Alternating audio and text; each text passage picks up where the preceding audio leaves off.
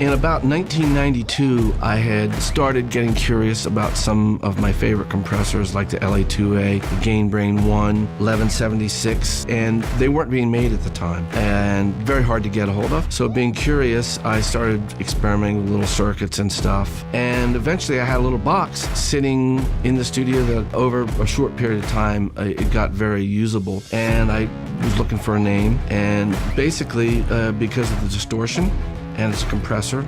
I combined the two words, and that was basically the genesis of what became the Distressor. We've been very, very lucky with the Distressor. It's been used on obviously thousands of records. During the period I was developing the Distressor, the early to mid 90s, the grunge era was in full effect. It was a time of very analog, super distorted, large crunched sounds, splashy drums. Of course, that affected what I was working on because I wanted to be able to bring some of that current palette of colors into the design. We really tried to get a Swiss Army knife going from extremely clean to super colored and almost a whole new sound. So we started coming up with the nuke, the 20-to-1, pretty radical ratios. I'd say, well, I need something really crunchy to smash the small room and make it sound bigger.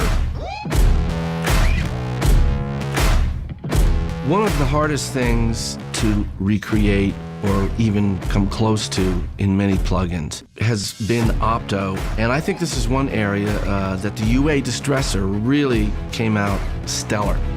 I think it might be one of the first opto plugins that is hardware quality.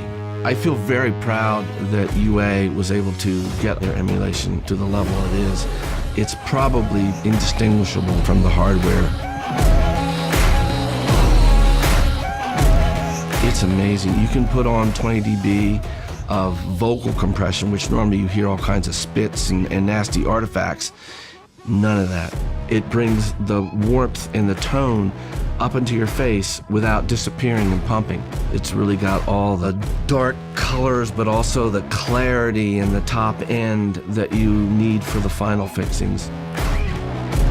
For clean guitars with a very, very fast attack, you can bring this really creamy, warm sound right up into your face because you get rid of the transients and fold them back into this warm, purpley sound at the bottom that you radically push up in the mix, and all of a sudden it's no longer jumping out at you. You can basically go from pristine to crazy dirty without getting nasty artifacts, and UA captured all those extremes. So UA's done an amazing job of capturing all the little hairy edges, the growls, the distortion, the fast attacks, the in-your-face sound, and we're happy to be able to offer it to everybody out there. We've really dug down deep. This is the fastest and most authentic emulation of the Distressor out there.